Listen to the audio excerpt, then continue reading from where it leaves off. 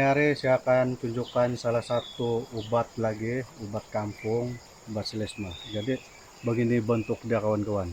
Daun dia begini, ada bunga-bunga begini.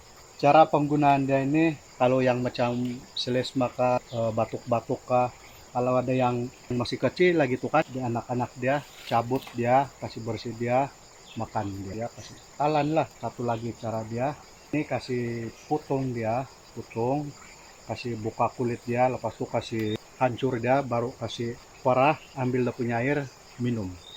Itu saja perkongsian kita pada hari ini, dan tunggu lagi video yang seterusnya. Oke, terima kasih.